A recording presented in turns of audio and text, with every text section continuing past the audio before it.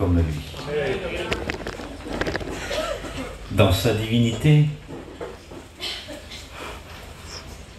pour se faire dans son humanité, dans sa position très élevée, et se rendre à la bassesse de tous les hommes. Aucune position sociale. Et pourtant, son royaume est le ciel, il est le roi. Personne n'est comme lui dans la dimension divine, l'égal de Dieu et du Saint-Esprit, mais se mettre à la portée de tous les hommes pour apporter une véritable paix. Il n'a pas d'armes, mais sa défense, c'est la parole, il est écrit. Amen. Il n'a pas fait d'ambassade, mais pourtant il vient d'un royaume, et du ciel, il est d'en haut. Il a renversé le système militaire. L'Empire romain, la plus grande au monde, qui était la dernière selon la prophétie, et selon l'histoire de l'humanité, c'est Rome qui envahit le monde, et César qui se fait Dieu. Jésus n'est pas venu avec un arme, car il est la parole. Il a dit, aimez-vous les uns les autres. Il n'est pas venu avec des lois dans ses mains, mais il vient accomplir la loi. Il n'a fait aucune étude tant qu'à la démologie. La science et l'étude pour découvrir le mystère caché des esprits des ténèbres. Mais tous ceux qui venaient à lui étaient délivrés. Amen. Les captifs étaient délivrés. Alléluia. Le démon de Gadara se prosterne devant lui et reconnaît, tu es le Fils de Dieu. Amen. Il n'a pas créé de bâtiment, il n'est pas un bâtisseur, car jamais homme n'a parlé comme cet homme. Il aurait pu faire la plus grande école biblique. Il monte dans une barque et il enseigne ses apôtres. Il monte sur le mont des béatitudes et il dit heureux les cœurs purs, car ils verront Dieu. Il n'a pas créé de certificat médical pour devenir le plus grand docteur. Il n'a pas fait de bâtiments et d'édifices des hôpitaux les plus grands du monde. Il a surpassé tous les docteurs et tous les plus grands professeurs d'Amérique et de Paris. Aucun n'est comme lui. C'est le généraliste qui guérit tous les cœurs de tous les hommes. Il a pu créer le scanner le plus grand du monde. Mais lorsqu'il regarde la partie religieuse, il dit ceci, hypocrite que vous êtes. Ils voient au-delà de leurs pensées et dévoilent leurs pensées. Ils disent, mais ils ne font pas. Mais il est venu accomplir ce que nous ne pouvons pas faire. Il dit à la femme pécheresse qui est là, qui est condamnée devant un tribunal. Il était un scénario, c'est un scénario de l'histoire. Quand dans l'évangile de Jean chapitre 8, la femme adultère ou la partie religieuse ont des pierres, Jésus a les mains percées. Jésus se tourne vers la religion. Il dit que celui qui est sans péché jette le premier la pierre. Parce que selon la loi, c'était le premier qui jetait la pierre. Et Jésus se tourne vers la femme. C'est la loi qui s'efface. C'est Moïse qui se déplace. Ce que la loi ne pouvait pas faire devait lapider cette femme. Mais Jésus, c'est la grâce. Il dit tes péchés sont pardonnés. Bon Dieu. Il annule le jugement et il met la grâce. Il annule les accusations de tous les hommes qui sont emmenés au procès du diable. Le diable est un acteur, un jugeur, un accusateur, un menteur. Il est diabolique, il est méchant. Jésus, c'est le véritable avocat. Amen. Il prend notre défense. Il n'y a pas un avocat avec pureté, de majesté. Tous les avocats du monde sont habillés de noir. C'est la partie de la défense civile et de la moralité de tous les hommes. Le noir, c'est l'accusation de tous les hommes. Les actes qu'ils ont faits. Seul Jésus, le véritable avocat. Le paraclet, on dit en grec. Celui qui est habillé de blanc. Et de justice et de vérité. Qui défend la vérité dans l'erreur. Tous les avocats, il y avait un temps, ils avaient des boutons. 30 boutons. Vous savez pourquoi? Parce que Jésus a commencé son ministère. Il avait 30 ans. Il est soumis à la loi. Il est venu au monde sous la loi. Il vient accomplir la loi. Et il vient accomplir ce que l'homme ne peut pas faire. Il est la justice lui-même. Il vient de rendre pur ce qui est impur. Il rend accessible ce qui est inaccessible. Il rend capable ce qui est incapable. Il rend créable ce qui est incréable. Il réalise ce que tu ne peux pas faire. Il met la paix intense et profonde dans les cœurs des hommes. Il est agissant, il est merveilleux. Nous allons le glorifier, maman. Amen. On va se lever, maman. On va prier avec le pasteur. Je voudrais que vous entendiez ce soir la parole et qu'elle pénètre au-delà des murs. Et que vos oreilles entendent ce que vous avez entendu. Vous êtes heureux parce que vous entendez, et vos oreilles sont heureux parce que vos cœurs sont ouverts. Heureux ceux qui ont les oreilles qui entendent la parole. Elle purifiera vos oreilles qui n'entendent pas, et que le sourd entend, et que celui qui entend est heureux, parce que tes péchés sont pardonnés.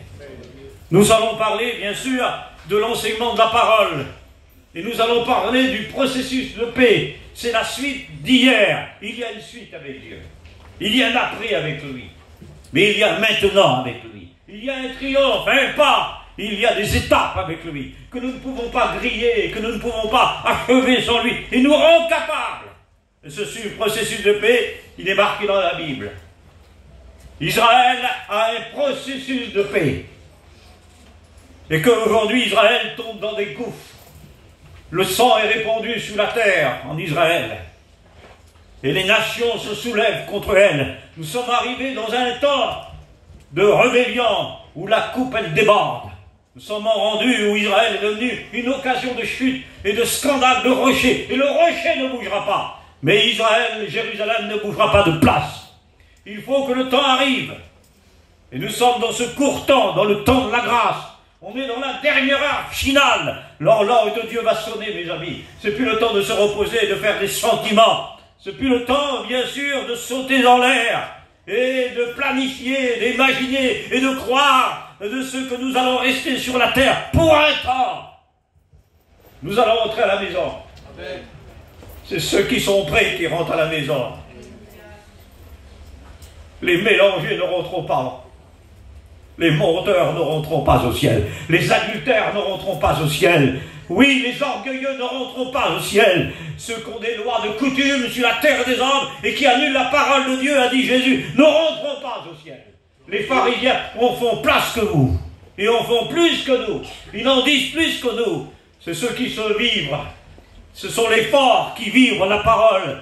Même si il y a des moments difficiles et compliqués. Et la Bible, l'Évangile, n'est pas une forme religieuse. Mais Israël est tombé dans un complexe. Il faut qu'Israël tombe dans les profondeurs de son aveuglement. Ils ont des yeux, ne voient pas, ils ne bougent, mais ils ne parlent pas. Ils sont sourds, ils sont tombés dans leur durcissement et ils s'éloignent de Dieu pour que le monde des païens se convertisse à Jésus-Christ. Et nous sommes devenus la tête, où Christ est la tête, on est le corps. Mais Israël, le reste de le découvrira, les Juifs pieux, à la venue en gloire du Messie. Et par ses blessures, ils le reconnaîtront. Et c'est le faux Messie qui apparaîtra avant le vrai Messie. Il apparaîtra pour leur donner la vérité, c'est-à-dire la fausse vérité et la fausse paix. Il se déguisera, il séduira le monde. Mais Israël, aujourd'hui, elle connaît le désastre. Elle est planifiée du côté négatif, du côté, bien sûr, du programme négatif. Elle est endurcie. Voilà comment tu es. Tu es rentré dans un labyrinthe et tu es rentré dans des lieux qui sont obscurs. Il y a des blessures qui sont en toi et des épines sont entrées en toi. Il n'y a que celui qui porte les épines qui enlève les épines. Et il n'y a que celui qui a pleuré sur la croix du calvaire, dit l'auteur Zérébeux, avec des grands cris et larmes qui peut essuyer les larmes. Il n'y a que celui qui a souffert qui peut guérir les blessures. Et il n'y a que celui qui a été marqué dans ses mains et dans ses pieds, ses côtés, qui peut guérir. Il n'y a que celui qui est mort qui donne la vie. Il n'y a que celui qui est ressuscité, qui communique la vie nouvelle dans nos cœurs et qui a triomphé. Mais le processus d'épée est tombé à la renverse. Et voici ce que Jérémie dit au chapitre 4 de l'introduction de l'enseignement de la parole. Il dit ainsi au verset 10, je dis, Jérémie, il dit, je dis, ah Seigneur éternel, tu as donc trompé ce peuple, Jérusalem, en disant vous aurez la paix, et cependant l'épée a menacé leur vie. En sautelant, ils se diront à ce peuple et à Jérusalem, un vent brûlant arrivera. Et voici Jérusalem, elle n'a pas compris le plan de Dieu. Israël n'a pas compris. Jérémie se décourageait devant la captivité du peuple, où Jérusalem était envahie par Babylone. Jérusalem était détruite, elle était belle, elle était une princesse, elle était bâtie dans ses murs, la paix était dans ses murs, la tranquillité, elle était dans ses murailles. Mais la captivité, Dieu fait venir une armée pour détruire Jérusalem, parce qu'Israël a désobéi. Je voudrais te dire que Dieu ne veut pas faire venir un ennemi dans ta vie. Il est trop amour pour ça. Amen. Il est trop grand pour ça. Ah, sa bonté se renouvelle. Elle se renouvelle chaque jour. Mais tu désobéis. Tu es comme un enfant qui désobéit. Tu veux le jouet de l'autre. Et tu es jaloux comme un enfant qui a pris son objet peut-être. Et tu te trouves dans un labyrinthe. Et tu as une forme religieuse. Il n'y a que la croix qui dévoile le parti en quelque sorte, le voile qui s'est déchiré de la partie judaïste. Quand Jésus est mort à 3 heures de l'après-midi, c'est à ce moment-là que l'agneau était égorgé. Tous les juifs, les sacrificateurs égorgeaient l'agneau à 3 heures de l'après-midi. Et c'est à cette heure-là que Jésus est mort. Pendant que les juifs, ils pleurent, pendant que les juifs priaient dans le temple à Jérusalem, pendant que les juifs priaient le judaïsme, les femmes à part, les païens à part, il était marqué dans le temple, quiconque, c'est pour ça que Jésus dit dans Jean 3,7, quiconque, oui, qui croit à la vie éternelle, c'est ceux qui croient qu'à la vie éternelle. La vie éternelle n'est pas un héritage terrestre, elle est un héritage de l'éternité. Le salaire du péché, c'est la mort, mais le don gratuit de Dieu, c'est la vie éternelle. Et je voudrais te dire qu'à 3 heures de l'après-midi, Jésus est mort. Il a poussé un grand cri. Et là, le voile du temple s'est déchiré du lieu saint au lieu très saint. Ce que veut dire que le voile faisait avec l'or environ 15 cm d'épaisseur. Et que le déchireur s'est fait en haut et pas en bas. C'est l'intervention surnaturelle de Dieu. Et que nous avons accès maintenant au libre accès. Oui, nous étions impurs. Oui, on n'avait pas le droit à la loi. Psaume 14, tous l'heure des pécheurs. Oui, il est dit dans Ézéchiel 18, l'âme qui pêche, c'est celle qui mourra. Et Jésus est mort pour nous. La mort de Jésus, elle est unique, elle est purificatoire, elle est une délivrance. La mort de Jésus, elle est un triomphe, parce que Jésus est mort, il est ressuscité, il remporte la victoire. Et Israël n'a pas reconnu, elle reste dans la loi, elle est endurcie, ils sont un peuple. On est devenu une église véritable dans le Seigneur. Mais Israël, voici Jérémie, il se met comme une erreur, comme une hérésie, comme un cantique dans les cœurs des autres. Et ils se sont seuls, il est solitaire, il n'a pas marié. Et c'est un prophète de la captivité, il est envoyé à Jérusalem. Et il vient relever, c'est le prophète qui se lamente et qui pleure. Ah, laissez-moi vous dire, 604 ans avant, il est sur le rocher, il est en train de pleurer sur le rocher, dont ses pleurs sont en abondance comme un fleuve. 604 ans plus tard, qui c'est qui pleure? Sur le même rocher, c'est le Christ qui pleure à Golgotha. Il pleure sur l'humanité. Ah, je voudrais vous dire que les pleurs de Jésus nous étoignent. Je voudrais te dire que le sang de Jésus nous purifie de tout péché. Les compassions du Christ, il pleure le Seigneur. Il est plein de compassion et plein d'amour pour ceux qui sont là. Mais Israël n'a pas la paix. Et nous continuons, le prophète Jérémie au chapitre 30, il dit ainsi par l'Éternel, ta blessure est grave, ta plaie est douloureuse, tu te défends à cause pour te soigner, ta plaie, dit l'Éternel. C'est-à-dire qu'Israël, elle est tombée dans des gouffres, elle a des blessures, elle a des plaies au plus profond d'elle, elle veut se débattre, mais le processus d'épée va tomber, elle est comme dans un couloir prophétique. Et là, il n'y a rien qui se fait. Et tu attends le bonheur, et il n'y a pas de bonheur. Et l'épée arrive. Tu as utilisé l'épée chez toi, dans ta maison. Il y a eu le malheur chez toi. Il y a eu des ennemis qui sont entrés chez toi et qui ont voulu te faire mal. Parce que tu as usé d'armes. Et tu as usé de tes armes par ta bouche et par ta langue. Et tu as tué tous ceux qui sont autour de toi. Il y a plus de morts par la langue que par les armes de l'ONU, la plus grande armée du monde. Savez-vous que vous pouvez tuer par la langue? Vous pouvez tuer. C'est un poison mortel. Mais il dit que l'homme qui retient sa langue est un homme heureux. Tu veux être une femme heureuse? Il faut que tu sois soumis à ton mari. Il faut que tu fasses silence. Il faut que tu te fasses une femme sage. Proverbe 14, la femme sage, elle honore. Elle met de l'arrangement dans son foyer. Elle suit le conseil de son mari. Elle est ornée, elle est comme une lampe sur la table de son mari. Elle est en paix, c'est une femme en paix, comme dit le psaume 128. Elle est comme une vigne autour de la table et ses enfants sont des arbres d'olivier. Et son mari, il est fier de elle. Et lorsque lui vient au corps des anciens, Proverbe 31, il est dit que les anciens l'honorent. Mais une femme qui n'est pas soumise à son mari, le mari n'est pas honoré, il est méprisé par les autres. Alors, il faut que tu sois une femme, un homme sage et bâti, parce que tu surmontes les tentations. Et Israël, tes plaies sont grandes. Et je voudrais te dire que le Seigneur est en train de te parler. Je voudrais te dire que tes plaies sont graves. J'ai regardé dans tes plaies, dit le Seigneur. Tes plaies sont infectées. Tu as été infecté par le mal dans tes plaies. Il y a des plaies en toi que tu as voulu te soigner et tu as pris des pansements de moralité, de religion, à te défendre. Tu les caches, les plaies, dit le Seigneur. Tu les caches par ton apparence et ta carapace.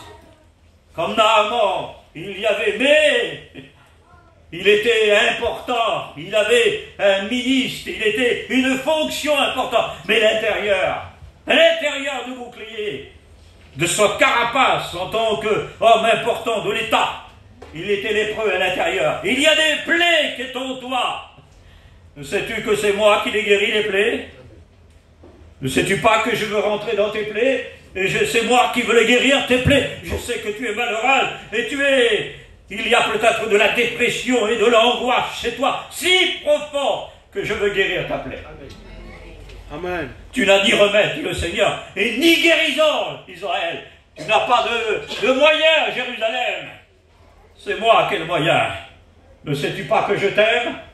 Ne sais-tu pas que je t'ai choisi? Tu es mon serviteur. Il dit sur Israël et Jacob, je te préfère que puisque Isaü, je t'ai choisi, je t'aime. Regarde, les montagnes chancellent. Les collines se déplacent. Mais mon amour ne se bougera pas. Je t'aime d'un amour éternel. Et si tu as passé dans l'épreuve et dans le feu, à travers le feu, Ésaïe 43, je ne te boulerai pas. Oui, les eaux ne pourront pas te submerger. Tu ne pourras pas être détruit.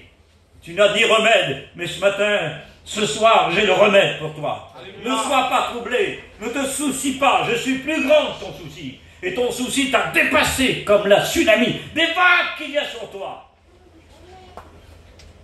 Il y a des visages qui sont tendus parmi nous. Je ne suis pas un psychologue. Jésus n'est pas un psychologue. N'est pas un professeur, c'est un généraliste. Il connaît tout, et il perce les cœurs. Il sait les pensées au-delà de ce que tu ne peux pas comprendre. La tristesse et le deuil qu'il y a dans toi, l'obscurité. Ah, tu es comme un champ qui n'a pas été travaillé. Tu ne portes aucun fruit, aucune fleur. Tu ressembles comme une casse. Mais ce soir, je voudrais travailler ta terre. Je voudrais travailler ton cœur, travailler ta vie. Je voudrais enlever les cailloux et les pierres et te remuer. Je voudrais opérer dans ton foyer. Je voudrais opérer autour de toi, dans ta blessure, et t'opérer. Parce qu'il n'y a pas un docteur comme lui. Il est meilleur que toutes les bombes de Galate. Jephthé. Il est meilleur que tous les docteurs qu'il y a dans le monde. Personne n'est comme lui. Il guérit tes blessures. Et je voudrais que vous soyez attentifs, comme dans la manière Dieu te parle. Dieu se servira d'un exemple pour te parler, pour te faire comprendre que sur ta chaise, tu es comme de la glace. Et tu es tiède. Tu es insensible. Tu regardes ailleurs. Tu regardes là. Tu penses ailleurs. Tes pensées t'emmènent ailleurs. Tu es tellement dur, tu es comme du ciment. Ton cœur est devenu comme une pierre. Mais je vais le briser ce soir. Amen. Je vais briser ton cœur. Pour que tu comprennes qu'au-delà de ton cœur, au-delà de ton ciment, au-delà de ton crépi, comme Israël, on l'a recouvert de crépi. On a dit, ça y est, t'as la paix. Mais l'accord d'Abraham en 2020 est tombé. Le processus de paix est tombé. C'est la menace. La terreur sur Jérusalem. La terreur. Les informations se sont succédées les uns les autres. La 15, la 16, la première, la 3. Ils ont dit c'est la terreur. Ils ont employé un mot biblique dans la Bible. Dans la prophétie de l'Ancien Testament, le mot terreur. Je me suis informé ce qui veut dire dans le prophète Isaïe, Jérémie, la terreur à Jérusalem. Vous savez ce que c'est en hébreu? C'est le lion qui rugit. En hébreu. Tandis qu'Ariel de Dieu, c'est le jeune lion qu'est le Christ. Apocalypse chapitre 5. Le Christ n'est pas en colère. Ce n'est pas la colère de Dieu que nous sommes en train de vivre. Nous sommes en train de vivre le terminal, la conclusion de la grâce, la fin de la grâce. Et ce soir, il faut que tu sois arraché du feu. Mais en Israël, là-bas, c'est le lion qui est en colère. Et le lion qui est en colère, c'est le diable. Mais il n'a pas le pouvoir, il ne tient pas les cordages. Ce n'est pas lui l'auteur de les prophéties et de l'histoire de l'humanité. C'est un commis, le diable. C'est Jésus le chef. C'est l'auteur, le centre, le terme de toutes les prophéties, de toute l'écriture. C'est lui qui tient l'histoire de l'humanité. Ah, je voudrais te dire que ton problème est grave. Et tu as besoin d'être guéri. Alors je voudrais que tu entendes ce que le Seigneur a à te dire. C'est l'exemple d'une femme qui est en Amérique. Elle prie le Seigneur pour que son fils soit guéri. Son fils a la maladie. Ça fait des mois, des jours qu'elle prie pour rencontrer un professeur qui est le plus grand du monde. Et elle prie, elle prie, elle prie, elle prie. Et le jour J arrive. Dieu entend sa prière. Elle habite dans un petit village en Amérique. L'Amérique fait 6 000 à 7 000 kilomètres de long. Et là-bas, elle habite dans un petit village. Il y a des millions de personnes. Il y a presque plus de 300 millions d'habitants à Jérusalem, en Amérique. Et là, elle est dans une petite maison, elle prie le Seigneur, et c'est le jour J. Le professeur Colbert, qui est à Manhattan, qui est juif, un milliardaire, il prend son avion. Il a rencontre avec tous les professeurs de toute l'Europe. C'est lui qui communique les capacités de médical à tous les professeurs de la France, de l'Italie, de l'Espagne, tous les professeurs du monde, les Allemands, tout le monde. Et ils vont dans l'avion. Regardez ce que Dieu fait. Regardez le détour de Dieu à travers les hommes. Comment Dieu emploie les hommes pour parvenir à ta prière et parvenir à l'exaucement de cette femme. Combien de fois il t'a relevé? Combien de fois il t'a parlé? Tu es là comme si tu es chez toi. Tu n'es pas chez toi ici. Tu es chez lui ici. Alléluia. Tu ne commandes pas Dieu, c'est lui qui te commande. Tu ne donneras pas d'ordre au Seigneur, c'est le Seigneur, le Kyrios, qui donne des ordres. Et là, tu n'es pas d'un étalage de réflexion ou pour t'allonger et pour passer le temps. Tu n'es pas là pour faire mourir le temps, tu es là pour le racheter. Amen. Et pour lui obéir. Il vaut mieux les détours de Dieu que les raccourcis des hommes. Et Dieu va faire un détour à cet homme, le plus grand professeur. Comme Naaman, où là, Élie ne le dérange pas. Il lui dit d'aller se laver dans le Jourdain. Ce soir, tu ne seras pas lavé dans le Jourdain. Parce que je t'ai vu au désert, alors je t'ai baigné dans mon sang. Je t'ai lavé. Je te lave dans mon sang. C'est pas le Jourdain. Le haut du Jourdain, il n'est pas pur. Il est mélangé. Il y a des obstacles. Je voudrais te dire que dans son sang, il est pur. Il n'y a pas de péché. Il n'a jamais péché. Dans notre sang, on couvre le péché. Il y a les gangrènes du péché dans notre sang. On est né pécheur. Et on vit dans le péché. Mais le sang de Jésus nous a purifiés de tout péché. Et nous avons été lavés. Et lui, le seul qui peut te laver et te purifier d'un sang d'homme, mais d'un sang pur. Ce n'est pas un sang glorieux, divin. Jésus est un homme, mais le Fils de Dieu, il est égal à Dieu, de la deuxième personne de la divinité. Il n'y a que lui qui pardonne les péchés. Et là, il se passe quelque chose. Il prend son avion. l'avion part pas. C'est son avion, il doit partir. Il n'a pas une 403, le monsieur là. Il a un avion, c'est un milliardaire. Il est à New York. Il prend son avion, il prend toutes ses valises et il doit partir. Mais l'avion ne part pas. Elle ne peut pas partir. Dieu va arrêter l'avion. Ah oui, quand le peuple d'Israël se sortit avec 6 000 hommes de pied, 3 millions de personnes, ils vont vers la mer Rouge. Qu'est-ce qu'il y a? Il n'y a rien de tout. Il n'y a pas de porte de sortie. C'est le désert de Paran. Où c'est qu'ils vont aller? C'est la mer Rouge. C'est la frontière de l'Égypte. Ils vont aller où? Ils ne peuvent pas aller à Goshen. Il faut que la mer elle s'ouvre. Il n'y a pas de pont. Et pour aller là-bas, il y a de la mer. Et l'armée d'Israël est en train de sortir. Elle sort de l'Égypte, la plus grande armée du monde. Ils sont à la tête de tous les empires du monde. Et voici, il part avec les chars les plus rapides. Avec les hommes des élites. Qu'est-ce qu'il fait Dieu pour son peuple? Tu es au bout de la mer, il n'y a pas de porte de sortie pour toi. Est-ce qu'il peut ouvrir des portes? Oui, il ouvre des portes pour toi. Mais qu'est-ce qu'il fait contre l'ennemi? Est-ce que Dieu a des clés? Est-ce que Dieu aurait un garage là-bas? Il défait les boulons des roues. Le Seigneur défait les boulons des chars. Et il rend insensibles les activités de la marche des hommes. Il les rend comme paralysés. Il ne peut plus marcher. Contre le peuple de Dieu, tu as des ennemis. C'est le diable. C'est pas ton prochain. Tu dois l'aimer, lui. C'est l'amour que tu dois avoir. Tu aimes ton Dieu et tu dois aimer ton prochain. Et c'est le commandement qui ressemble. Et c'est le plus grand. Et c'est le premier, a dit Jésus. Ah oui, c'est l'amour. D'accord. Mais ton ennemi, Jésus l'a cassé, il l'a brisé. Il a remporté la victoire. Je voudrais te dire que quelque chose va se passer. L'avion part pas. Qu'est-ce qu'il fait? Il se sent humilié, il se sent écrasé. Et il sort de l'avion. Alors il dit, il faut prendre ma voiture. La grosse berline, il monte dedans, il prend ses bagages et il part. Il dit, comment je vais faire pour transmettre mes capacités aux Européens maintenant? Il prend l'avion et il passe. Il roule.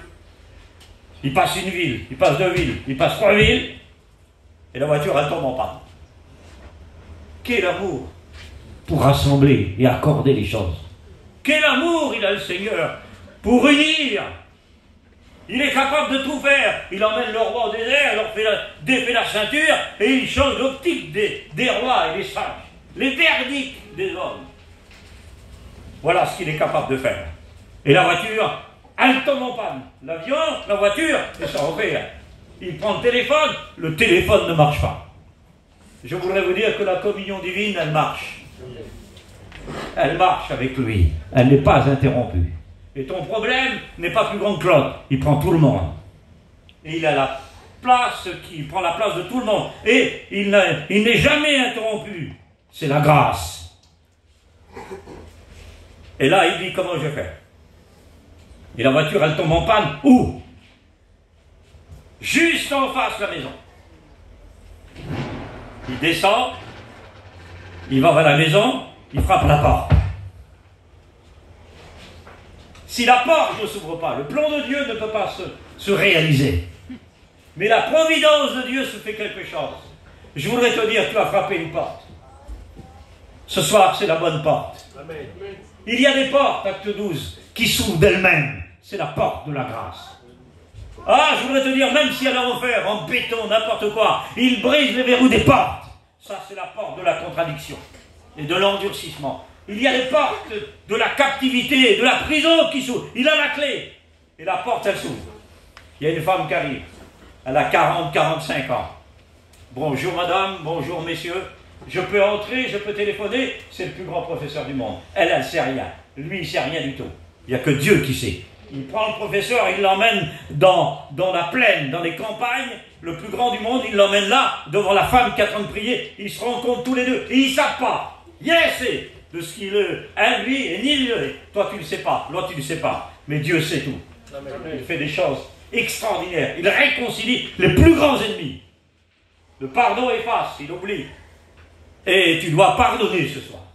Pour écraser en quelque sorte le serpent, l'aspi, Psaume 91. Parce que je t'aime, je viens te délivrer. Dans le triomphe, le juste triomphe. Et il se passe quelque chose. Il rentre, peut-être, mais je vous en prie, messieurs, entrez. Quand vous aurez téléphoné, je vous ferai un thé, je vous ferai un café. L'homme il revient et il s'assoit. Et la femme, elle tient son petit dans les mains. Qu'est-ce qui se passe? Lui il regarde, c'est un psychologue. Il dit, votre enfant il est malade. Il est atteint de la maladie. Elle commence à pleurer. Je voudrais te dire que tu es atteint d'une maladie. Et ta maladie, elle est importante, elle est vitale. Ton dossier, il est grave. Tu as vu un docteur. Tu as rendez-vous bientôt. Je voudrais te dire que ce soir, il veut te guérir. Il ouvre ton dossier. Amen. Nous n'avons pas rendez-vous à New York avec le professeur Colbert, avec des mains d'or, milliardaire, à Manhattan. Nous avons rendez-vous avec lui, Jean 11, 28, le maître d'Oman, le seul qui peut guérir. Et il dit, lui, il est malade. Jésus te dit, il a examiné ton cas, tu es malade. Ta maladie va t'emmener à la mort. Mais je voudrais te dire que ta maladie, c'est pas parce que tes péchés, ou ton père, ou ta mère t'a péché que t'es malade. T'es malade, j'en ai. Mais cette mort, elle est pour la gloire de Dieu. Pour te pardonner. Et je voudrais te dire que le seul qui peut te guérir, c'est le Seigneur. Et lui, il est là. Et elle pleure. Et tout à coup, elle parle. Et voilà, le plan de Dieu essayé. Il se déroule. En quelque sorte, un plan divin, le dessein de Dieu est en train de se dessiner tout là. Et la gloire de Dieu est en train de se manifester. Et elle lui dit, ton petit est malade, et elle pleure. Et elle dit, ça y est. Il y a un seul professeur qui peut le guérir. Il est à Manhattan. Il s'appelle le professeur Colbert. Ses honoraires sont trop chers. Il est à New York. C'est trop loin. Je ne peux pas y aller. Et lui, il dit, je suis le professeur Colbert. Je vais guérir ta blessure. Je vais guérir ton enfant. Tu ne payeras rien. Je le guérirai, tu viendras à mon bureau. Tout sera par grâce, tout sera gratuit. Je voudrais te dire, il a lavé ton âme. Il t'a purifié. Mais il y a une plaie qui est en toi, qui te fait la guerre. Je voudrais te dire que cette plaie, c'est le seul qui peut te guérir. Et qu'il veut rentrer en ce moment dans tes larmes. Parce que je sais que tu pleures au plus profond de toi-même. Je sais que tu as des gémissements au plus profond de toi-même. Je suis descendu dans l'intérieur de ta vie pour installer la véritable paix contre la crainte. L'amour contre la haine. La sagesse contre l'insensé et contre, bien sûr, la violence. Ton caractère t'a fait défaut. Mais le Seigneur n'est pas le professeur Colbert. Il est au-dessus de tous les professeurs. Au-dessus de tous les spécialistes. S'il est le docteur qui est venu de Dieu, et c'est le seul, car tu ne peux pas faire ces choses, a dit Nicodème à Jésus, si tu ne viens pas de Dieu. Il est venu de Dieu, envoyé de Dieu, il est auprès de Dieu, il est venu sur la terre des hommes pour guérir les hommes. Et les blessures les plus profondes, frère, il est venu les guérir. Alors il dit, je vais te guérir, je vais guérir ton enfant.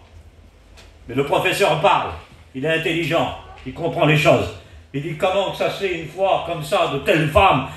Il dit, ton enfant n'a pas été guéri. Comment que ça se fait? Et le Saint-Esprit travaille son cœur. Il attend de le convaincre. Il a dit, ça y est, j'ai compris. Il dit, Jésus va guérir mon âme, parce que je suis malade. Et moi, je vais guérir votre enfant. Ah, il avait les mains d'or. Il opérait les corps où il y avait la maladie. Les corps qui étaient malades. Mais là où il ne peut pas opérer, c'est dans l'âme. Il n'y a que le Seigneur qui peut guérir dans ton âme. Et Jérusalem, tu as tes plaies. Et tous ceux qui te bâtissent apportent la paix vont t'oublier.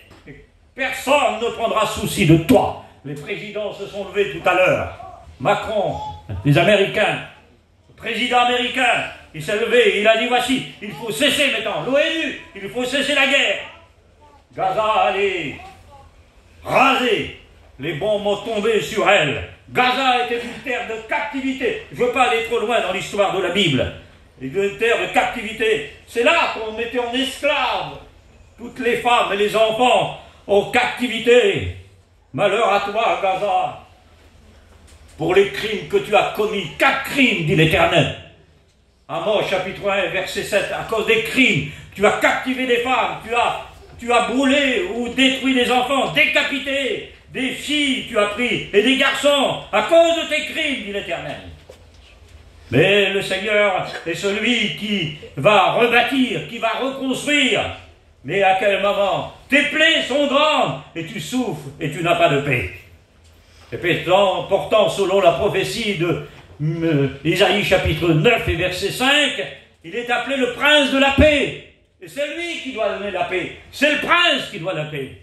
Mais Israël a fait un pacte. Les Émirats arabes unis ont signé à Washington le traité de paix avec Trump et son gendre qui est juif, qui a établi un monument en Amérique, un empire, un monument, qui a 2 corps, et qui est le conseiller de Trump, le juif. Et nous savons, selon la prophétie de Jérémie, annonce au-delà d'une paix durable Jérusalem. Elle proclame la paix. Nous espérons la paix, dit le prophète. Et il n'y a rien de paix, il n'y a pas de bonheur, tu n'es pas heureux, Jérusalem. Ah, je voudrais te dire, nous allons arriver maintenant dans le temps où le Seigneur voudrait parler littéralement. Elle cherche la paix. Et dans le texte hébreu, c'est tu cherches la guérison, Israël, mais tu n'as pas. Et les accords d'Abraham ont tombé sous la forme de juifs religieux, moralité politique. Elle n'a pas la paix. Et nous allons continuer. Et voici, bien sûr, il y a dans le temps de la grâce, Israël n'a pas la paix. Elle est temps de la séduction. Parce qu'elle n'a pas la paix, il faut que dans ce temps de la grâce, il faut que les païens parviennent et entrent au ciel, dans le Christ. Et dans le temps, bien sûr, du faux Messie, elle aura la fausse paix. Mais dans le temps de la venue du véritable Messie, elle aura la paix. Elle sera relevée de sa chute. C'est pour ça, dit les Actes des Apôtres. Après cela, je viendrai et je rebâtirai sur des ruines. Parce que Jérusalem, il faut qu'elle soit une ruine. C'est le véritable bain, la paix. C'est le restaurateur. Mais Jérémie dit, de la part de Dieu, vous donnerez la paix assurée et véritable, solide, qui ne sera ni enlevée. Et ça, c'est le royaume de David. C'est le millénium. Il faut qu'elle attende encore. Mais dans le temps de l'enlèvement d'Israël, dans le temps de l'endurcissement, il n'y a pas de paix. Elle n'a que des garanties de la politique, des gouvernements, des dirigeants, des connaissants, des sécurités, les ambassadeurs qui arrivent et qui apportent. Elle est entourée par des avions, elle est entourée par des bateaux qui arrivent de France et d'Amérique et de part. Elle est entourée et les ennemis sont là. Ceux qui arrivent sont égarés et il dit voici, il n'y a pas de paix. Pas de paix pour Jérusalem. Mais mon peuple bâtit une muraille. Une muraille de plate, dit le prophète Ézéchiel au chapitre 13 et versets 10 à 11. Tu es recouvert d'une plate et d'un mur qui ne tient pas. Une pluie violente viendra sur toi. Et des pierres de grêle tombera sur vous. Après un accord de paix, tout s'est écroulé. Et tout est tombé à terre. Depuis 70 ans où Israël est devenu une nation, un État, selon la prophétie d'Isaïe, en une nuit, elle est devenue une nation. Et là, Ben Gurion et Anwar al-Sadat, avec le président d'Amérique, ils ont signé le traité de paix. En 1948, le 17 mai, le drapeau de David est flotté. Elle avait sa langue, ressuscitée dans sa langue, elle est devenue une nation, et elle est devenue une armée militaire, et sur le plan politique. Mais là, tu as bâti un mur. Et Israël s'est formé le mur de plate. C'est un mur qui est plus grand, c'est-à-dire dans sa technologie. Il est plus moderne que le mur de Chine, alors que le mur de Chine, c'est le plus long, le plus grand du monde. Mais visuellement, il est contrôlable. Il est impossible qu'un oiseau rentre dans le mur à Jérusalem. Mais mon peuple a bâti une muraille. Il est noté que l'État d'Israël a bâti une muraille. Au-dessus de toutes les murailles, au-dessus de toute technologie, aucun ennemi ne peut pénétrer. Je voudrais te dire que ce mur est filtré. Les caméras pour tout. La plus grande information du monde, des informations, c'est Israël. L'armée la plus rapide du monde, 48 heures, c'est Israël. Les plus grands pilotes du monde, c'est Israël. L'information, le président le plus gardé au monde, c'est en Israël. C'est le peuple de Dieu. Mais je voudrais vous dire que Israël tombe dans l'anarchie. Elle est tombée dans le sang, dans le meurtre. Elle est tombée dans le durcissement. Mais c'est le mur de la technologie. C'est ça que toi, tu t'es entouré. Tu t'es recouvert d'un plat, de plate. On est venu, on t'a recouvert de plate. Et comme dit Ezra, ce que je disais hier, il faut que ton mur, il y a la paix dans ton mur. Mais peut-être que chez toi, il y a des cris. Il y a des lamentations. Et mon peuple a bâti une muraille, et il la recouvre de crépi, dit le texte hébreu. Ça ne tient pas, c'est toute apparence.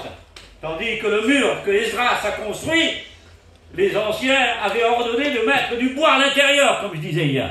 Il faut que tu construis ton mur sur le plan de la croix. C'est la croix. S'il n'y a pas du bois, alors ton mur ne tiendra pas. Ta paix ne tiendra pas. Écoutons, il se contente de crépi, le mur. Et ça ne tiendra pas. La prophétie d'Ézéchiel dévoile l'avenir d'Israël et le temps de la colère qui va arriver. Car l'agneau n'est pas en colère. Tu regardes ailleurs, tu t'amuses, je ne sais pas ce que tu penses, tu es comme là, comme un jouet, et tu guettes les autres. Je voudrais te dire que la colère va venir.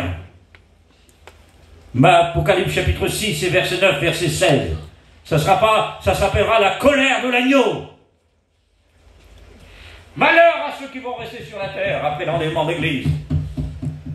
Le jour de l'enlèvement, ça sera glorieux. Le jour de l'enlèvement, c'est un véritable départ. Le jour de l'enlèvement, c'est un enlèvement. Le jour où l'Église est partie, c'est les morts qui ressuscitent.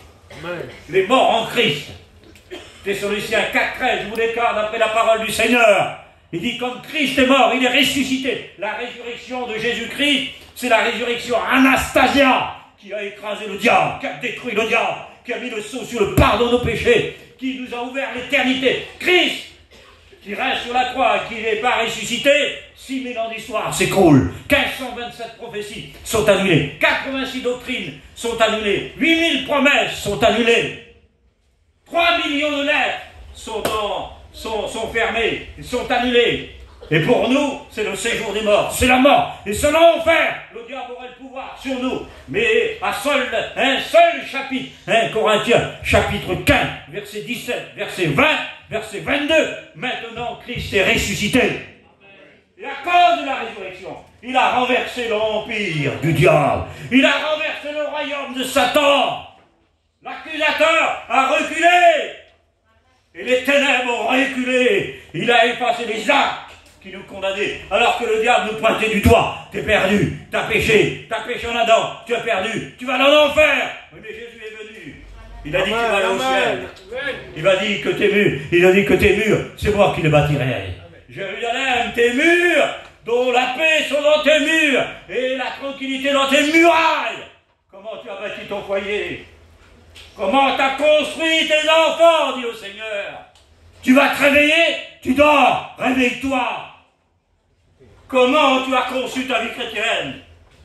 Comment est ton modèle? Est-ce que je suis fier de toi? Je ne suis pas fier de toi. Tu as usé de ma parole. Tu marches comme tu veux. Tu parles comme tu veux. Et tu t'habilles comme tu veux. C'est moi qui t'enseigne mes lois. Je t'enseignerai mes lois et tu seras heureux. Je veux être fier de toi à partir d'aujourd'hui. Je veux être fier. Je veux que tu t'habilles comme je te t'habille. Rappelle-toi comment tu es sorti. Rappelle-toi que je t'ai formé. Je t'ai créé. C'est moi qui t'ai formé. Tu es sorti à partir de rien. Tu es venu à partir de rien. C'est moi qui t'a donné le souffle. C'est moi qui t'a donné le salut. Je veux être fier de toi. Je veux que tu sois proche de moi. Je t'aime, Israël. Je t'aime d'un amour éternel. Je veux que tu entends ma loi. Tu écoutes ma loi. Si tu n'écoutes pas ma loi, alors tes greniers seront vides. Ton champ ne portera aucun fruit. Tu n'auras pas le bonheur, mais si tu m'écoutes, alors je t'élèverai dans le pays des hauteurs. Je te donnerai, je te apporterai le triomphe. Si tu marches côte à côte avec moi, tu auras du plaisir. Tu seras un homme heureux, une femme heureuse, parce que tu seras comme un arbre planté près des courants d'eau. J'exaucerai ta prière. Je me réjouirai en toi, parce que tu réveilles les autres. Mais Israël dévoilait son avenir. Israël, aujourd'hui, elle se laisse rentrer par une intelligence artificielle, par des architectes qui ont bâti une technologie si forte, des caméras dans tous les sens, l'ordinateur le plus grand, en quelque sorte, pour visualiser l'écoute des informations de l'ennemi qui n'arrivent pas. Mais le 7 octobre 2023, les ennemis ont pénétré dans le mur et ont captivé des femmes, ils ont captivé des vieillards et des jeunes filles. Ils ont captivé des bébés, les décapités. C'est atroce tout ce qui s'est passé. C'est la prophétie d'Amos qui est accomplie. Où le Seigneur, il dit, je mettrai le feu dans Gaza.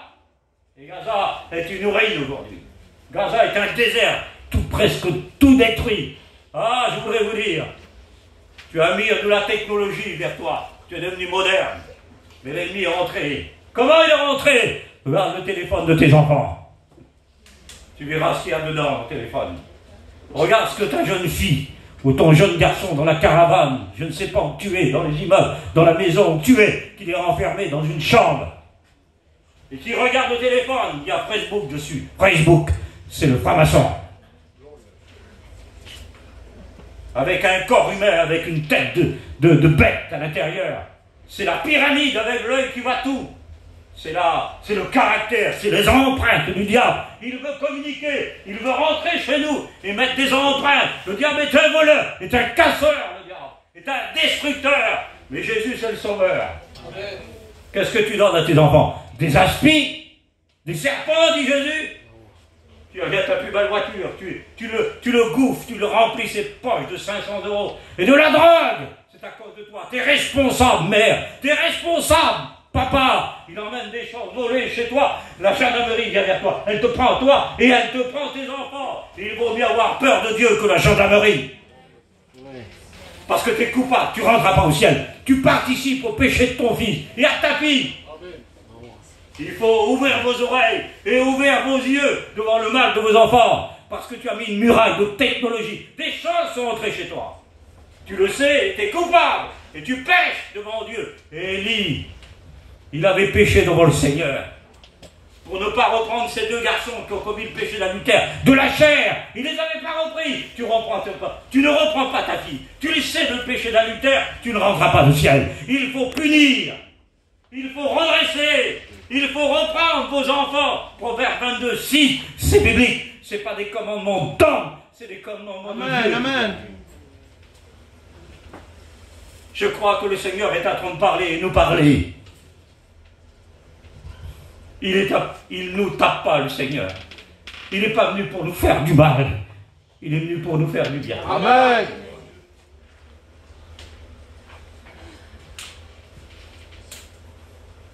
Enlevons l'interdit de nos valises. Et la victoire est aujourd'hui, dit l'Éternel à Josué. Vous aurez la victoire. Tu ne pourras pas prendre Haï. Vous ne pourrez pas prendre les captivités qui sont à Montpellier autour de vous. Des centaines de gitanes qui sont là dans les immeubles partout. Il n'y a pas de rang, il n'y a pas de couleur. On est dans l'église de Jésus-Christ, il n'y a pas de gitane, il n'y a pas de mandouille, il n'y a pas d'espagnol, oui, il n'y a pas de catalan. On est le corps du Christ. L'amour a fait tomber le verrou de tout ça et a fait tomber le verrou de la racisme. Il était impossible qu'on s'unisse. C'est l'évangile qui a fait ça. Nous sommes un corps. Vous l'avez chanté. Vous l'avez prêché. On l'enseigne. On est un corps dans l'unité. Les coutumes annulent la loi de Dieu. Mais la loi de Dieu annule les coutumes que nous avons. Nous n'avons plus de coutumes. Nous devons être assis dans la parole. Et c'est à cause de vos coutumes que vous annulez le iota de Dieu. Attention. Quiconque touche le point sur le i, le iota en hébreu, c'est le point sur le i, il touche le ciel. Ne touchez pas la parole, vous aurez affaire à lui. Il sera retranché de la parole, sera coupé de la parole. Il subira les jugements de la grande tribulation. Mais celui qui obéit à la parole, je le couvrirai de trésors, je le protégerai, je le garderai. Je garderai son avenir et je garderai bien sûr son véritable paix. Mais laissez-moi vous dire, ils ont bâti sur la technologie. Il y a des églises, des pasteurs. Je n'ai pas peur de vous dire. Je reste dans l'équilibre. Ne craignez pas. Amen. Il y a même des pasteurs qui ont tombé dans des erreurs. Il y a des pasteurs qui ont tombé dans le péché. Des faux pasteurs, des faux ministères, des faux docteurs. Il y a des faux évangiles qui circulent dans certaines églises. Nous avons été protégés, nous, la mission Vie Lumière. On a été protégés par nos anciens. On a été protégés par eux. Oui, c'était glorieux, c'était magnifique. C'était un moment où Paillon m'expliquait beaucoup d'expériences. Travaillé avec lui à l'école publique pendant 30 ans. Je me rappelle, il m'expliquait ça. Il dit, là, je vais t'expliquer quelque chose. Il dit, il y a longtemps au début, l'école biblique, c'était une caravane, c'était Cossec et Payan. Et puis après, en 66, c'était les choux. Et à cette époque-là, les Américains, Canet-Ware était le président des Assemblées de Dieu. Ils sont venus, les Américains. Car le Cossack était connu dans le monde entier. Il a visité 45 nations. Il a fait 280 000 kilomètres. Il a fait 30 fois Israël. Il a fait 15 fois l'Inde. Je pourrais vous expliquer. Parce que je connais l'histoire de la mission. Intéressez-vous à la mission divine que vous avez. Ne soyez pas ignorants. Ne soyez pas indifférents. Ne travaillez pas dans l'isolation. Psaume 133, qu'il est bon pour défaire. Amen. La communion, elle est comme l'huile. Attention, le diable veut travailler avec la technologie. Il veut travailler avec l'intelligence. L'intelligence souillée. Il y a une fausse évangile qui court. Elle est comme du poison, elle est comme le cobra, la fausse évangile. Elle est miracle, elle ressemble. C'est presque vrai, c'est presque du diamant, c'est presque de l'or. Mais c'est pas de l'or. T'es pas loin du royaume, mais t'es pas dedans. Ça veut dire qu'il y a des nouvelles doctrines. Tu as le droit de pécher. Savez-vous qu'un enseignement, il dit que, non, je ne vous dirai pas qui c'est. C'est un groupe. Ils ont le droit de pécher avec la langue, avec le corps, mais pas avec l'âme. Mon ami, si tu peux pécher par ta langue. Romains, chapitre 8, verset 20. Celui qui marche selon l'affection de la chair, c'est la mort. Ah oui, ils sont anti-bibliques, ils ne connaissent pas la Bible, ils ne connaissent pas la doctrine. Nous, on n'a pas été à l'université, mais on connaît la doctrine, on connaît la parole. On a été enseigné par lui. Et Paillon, il me disait, voilà, il dit, je vais t'expliquer, petit. Il dit, à cette époque, il dit, c'était le Cossack qui était le président. Il dit, les Américains sont là. Puis on voyait que c'est eux qui prenaient l'école biblique. Et puis tout à coup, j'étais dans le bureau, et le Cossack, il est venu. Et puis il l'a regardé. Puis il a dit, Cossack, tu vas pas tourner ton œuvre aux Américains, il dit. Regarde ce qui est autour de toi. Et tout à coup, les yeux de Cossack sont ouverts. Il dit, c'est vous maintenant que vous allez prendre. Vous serez les premiers à prendre l'école biblique. Paillon, Jimmy et Barlow, qui ont pris l'école biblique. C'était les Américains qui voulaient saisir. Mais voilà, l'œuvre de Dieu a continué comme ça. Et il a fait les vérités bibliques et il nous a transmis ce que le Seigneur nous a transmis. Et si nous sommes ce que nous sommes, c'est par la grâce, mais à cause de nos anciens. N'oubliez pas ça. Mais il y a des fausses doctrines. Ils ont bâti des murs aujourd'hui. Des murs, à tel point que certains pasteurs ont le droit de se remarier. Je pourrais vous faire une liste des fausses doctrines. Mais la véritable doctrine, elle est pure. Son origine, elle vient d'en haut. Amen. Elle vient du Christ. C'est lui qui nous enseigne. Et jamais homme n'a parlé comme celui. Et celui qui marche dans la vérité est un homme qui triomphe. Celui qui vend un échange, son droit d'aînesse avec le diable, il est mélangé. Ne vends pas ton droit d'aînesse. Tu l'as conservé, c'est un héritage que Dieu t'a donné. Et vous êtes fort à cause de la parole. Demeure dans ce que tu as pris. Dès ton enfance, tu connais les saintes lettres. Qui pourra te rendre ça? Un salut. Applique-toi, donne-toi, force-toi, que tes progrès soient évidents. 21 fois, dit Paul à Timothée, demeure, applique-toi à la lecture jusqu'à ce que tu viennes. Que tes yeux soient sur la parole. Je la rassemble et je la savoure, la parole. Je la dévore, dit Jérémie. Est-ce que tu la dévores? Est-ce que tu l'as mangé, la parole? Est-ce que tu as le goût de la parole? Est-ce que tu ressembles à la parole? Est-ce que tu as les couleurs de la parole? Mais voilà, il y a des ressemblements, du maquillage. Il y a ce qui ressemble, mais qui n'est pas vrai. Ils ressemblent à la vie, mais ils n'ont pas la vie. Et Israël n'a pas la vie. Parce qu'on n'est pas converti au véritable Messie. Elle a décrépit. Et la prophétie biblique, elle avertit des ennemis. Il dit, ceux qui t'entourent, Jérusalem, tes murs s'écrouleront. Voilà. Notre paix doit être solide. Notre mur doit être avec des pierres de taille et du bois à l'intérieur, mais des pierres de taille. Nous formons tous un mur. Nous sommes, ceux qui sont nés de Dieu, sont des pierres vivantes. Il y a une époque, vous avez le temps, hein? J'ai tout la nuit, moi. C'est pas de dormir. La parole, elle réveille. J'ai le temps. On le TGV à 3h demain. Alors j'ai tout le temps. En plus, je suis amoureux de la parole. Et je me fais une joie de vous apporter la parole. C'est pas un fardeau pour moi. Comme mes frères, on est tous pareils. On a reçu différemment. Mais voilà, ils sont faits de quoi? Et il y a eu une époque, 5000 ans derrière, c'est Babel. Babel a été construit avec des briques. Bâtissons et construisons, et dans les hauteurs et dans le ciel, jusqu'à ce que touche le ciel. Babel! Ah oui. Avec des briques. Ils veulent toucher les hauteurs. Tandis que nous avons été construits sur le rocher. Des pierres de taille vivante. Ce sont des modèles. Vous avez compris? 5000 ans plus tard, je ne veux pas vous parler de l'esprit de Babel. Babel Europe, ça serait beaucoup une étude trop longue à vous expliquer. Et je ne veux pas être trop long. Je veux que la parole de Dieu pénètre dans vos cœurs. Et vous prenez des réserves dans vos cœurs. Mais 5000 ans plus tard, c'est Strasbourg qui est bâti. C'est la capitale de l'Europe. C'est la tour de Babel qui devient la capitale de l'Europe. C'est là que l'Antichrist sortira, qui va se trôner. Et que devant la tour de Babel, il y a qui? Il y a une bête. Il y a une bête et la femme elle est assise dessus. Et derrière elle, c'est des vagues derrière la bête. C'est Apocalypse 17. Les 27 nations, quand se réunissent, il y a une chaise. Elle est réservée pour l'Antichrist.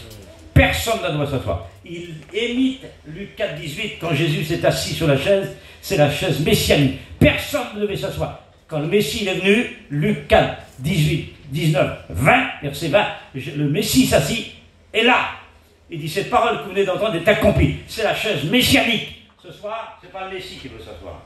C'est le Sauveur qui veut s'asseoir sur ton cœur. Et Jésus ne peut pas s'asseoir avec le monde. Impossible. Soit c'est le monde, ou soit c'est lui qui s'assit et qui veut prendre les commandes. Mais l'approbation de Dieu marche rapidement et va réussir et donne l'autorité pour bâtir. On écoute la parole de Dieu. C'est pourquoi Dieu veut bâtir. Si l'Éternel ne bâtit pas la maison, ceux qui la bâtissent travaillent en vain. Psaume 125.